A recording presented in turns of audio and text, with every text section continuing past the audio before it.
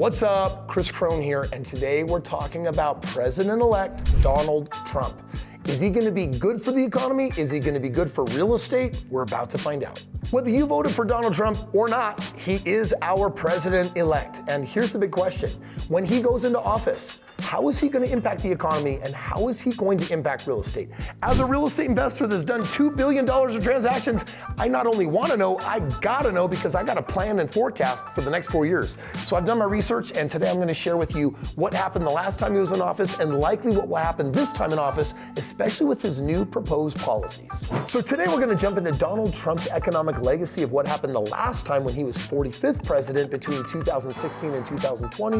And then we're going to look forward and say, based on his new economic policies, what can we likely expect from him during 2025 through 2029? First pit stop, we're going back to 2017 and we're taking a look at his tax cuts and the Jobs Act. Let's talk about the $1.5 trillion in tax cuts. Last time, there was a corporate tax reduction from 35% all the way down to 21%. And what that did is that meant that we as a country were receiving $1.5 trillion less in revenue. You understand that as a country, our taxes are the revenue that we have to basically run our country. And Trump basically said you can say goodbye to 1.5 trillion of those. And he must have done that to stimulate economic growth for companies so that they could be even more successful and pay even more in taxes. Now, this did create a lot of benefits to high income earners, which fueled more luxury real estate investments, and he also initiated a bunch of deregulation policies. He rolled back Obama-era regulations to reduce federal oversight in real estate and business, and it had a huge impact on lending laws, and he relaxed the Dodd-Frank Act compliance for small business, which created a friendlier climate for investing. Overall, Donald Trump made his billions of dollars not just in business, but in real estate, and so one of the first things he did back then as president, as he said, let's make it easier for those that are doing business to basically be able to succeed. Now, why would he do that? Well, last year, our country produced $4.2 trillion in revenue from taxes. Half of that money comes on the backbone of small business owners. And so his philosophy is that if you can support small and large business owners, then what they're going to do is they're going to be more aggressive with their earnings, they're going to ease unemployment, and overall they're going to build a strong economy that creates more revenue that will also come back to the government. During Trump's first term, the U.S. housing market, particularly single-family homes, saw significant growth driven by a mix of economic policies and overall market conditions. There was a surge in commercial real estate investments due to corporate tax cuts and business-friendly policies, and the average home price rose approximately 6% per year during his presidency. That means during his 4-year term, there was a 25% increase in the value of your home. So if you owned a home, your net worth went up substantially. Trump's pro-business policies, including tax cuts and deregulation, fueled major economic growth, leading to higher consumer confidence, and this stability encouraged more Americans to invest in home ownership. Here's what's strange, Trump isn't even technically in office yet, and if you scroll and watch media, leaders from all over the world, they're basically heralding Trump coming back because they know that he's going to bring back a strong economy. And when America's economy does well, the global economy does better. Let's also bear in mind that the Federal Reserve kept interest rates relatively low for much of Trump's term, hovering between 1.5% and 2.5% until mid-2019, which helped keep mortgage rates affordable. Many buyers took advantage of those lower borrowing costs to buy or refinance a single-family home. And then if we take a look at what the tax cuts did with the Jobs Act of 2017, it introduced policies favorable for investors. This included changes in property depreciation and reductions in capital gains taxes. Real estate investors were able to retain most of the returns and use tax savings to reinvest in additional properties. And remember, the more we invest in properties and the more we invest in commercial real estate, the more we're helping the government do its job to supply housing and opportunities to its people. The Jobs Act also doubled the standard deduction, making homeownership way more attractive to many Americans, indirectly stimulating residential market demand. Personally, as a real estate investor, I'm hoping all of these things come back. So here's the key stats of his first term. GDP growth averaged 2.5% increase up until 2020 when we saw the pandemic. Unemployment dropped by a 50-year low of 3.5% in 2019. And employment rates hit historic highs, leading to more income availability for home purchases between 2016 and 2019. And inflation remained super low, 1.8% on average, knowing that 3.1% is the 100-year average. Bottom line, if you owned a business or if you were a real estate investor, you felt the positive impact on Trump as president. Now let's scroll forward and say, what are Trump's policies that he's proposing right now for his next term? Check it out. Number one, corporate tax strategy. He aims to reduce taxes further, likely targeting corporate tax rates, and then potentially increasing cash flow for businesses, which then boosts commercial real estate demand. On top of that, we have deregulation focus, again, with emphasis on easing restrictions on banking, lending, and ultimately real estate development. We are, after all, missing millions of homes in this country, and we need to stimulate the economy so that we can get those homes built. Trump is also putting a huge emphasis on domestic production.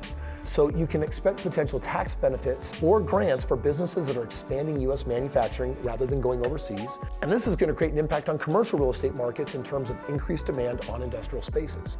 The overall impact, well, it's going to be potential for accelerated growth in commercial real estate and higher demand for business spaces, and ultimately increased capital for investment. Now let's talk specific about real estate in 2024 right now and moving forward.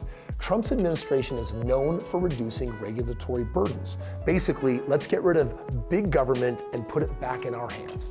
And he has voiced intentions to encourage more housing construction. To do this, he's got to reduce regulations to make it easier for developers to build these new homes. This will also help alleviate the huge supply shortage and ultimately stabilize home prices. Now, we've seen the real estate values already surge post-pandemic, with housing prices averaging 15% increase over the last 3 years. It's a ton. And the Federal Reserve interest rate hikes have slowed that housing demand slightly, but rental demand remains super high. And we got to talk about interest rates, because the Federal Reserve hiked those rates during the last administration, and what this did is it slowed the housing demand slightly. The Fed has also been cutting rates, and under Trump, they're probably going to continue doing that.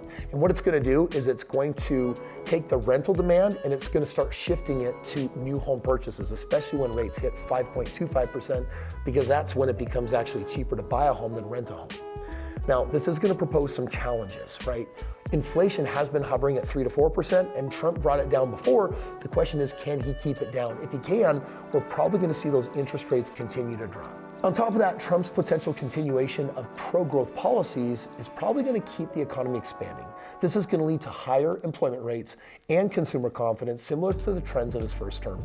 And by the way, that is definitely something that the country needs right now, because higher consumer confidence, it stimulates more home buying, particularly in the single-family sector, further boosting property values. And ultimately, this affects GDP growth. Analysts expect GDP growth to stabilize around 2%, with potential for incremental gains due to these business incentives. Unemployment is looking at an anticipated slight decrease because of all the new business-friendly policies. Now, Trump has hinted at more tax cuts, potentially benefiting both individual taxpayers and corporations. And if he succeeds in reducing capital gains taxes and maintaining favorable tax treatment for real estate, investors could enjoy higher after-tax profits. Now, what does all this mean when it comes together? Well, we're talking about the next real estate boom. There's people out there that are like, when are we going to experience the real estate crash? And I'm like, not till we build at least 3.2 million more homes, which could literally take another decade. So in the meantime, the most important thing for you and I to be doing is buying real estate. Why? Well, as those rates come down and as there's confidence in the economy and those prices shoot up, that's going to be good for every home that you own. Imagine for just a moment making an extra $50,000 in every home that you own. If you own 20 homes, that'd be $1 million. But at the end of the day, it starts with just your very first home. And that's the big question, is how do you get started as a real estate investor? Or if you already are one and have 2 or 3 or 4 homes, how do you get your 5th home, your 10th home, or your 50th home?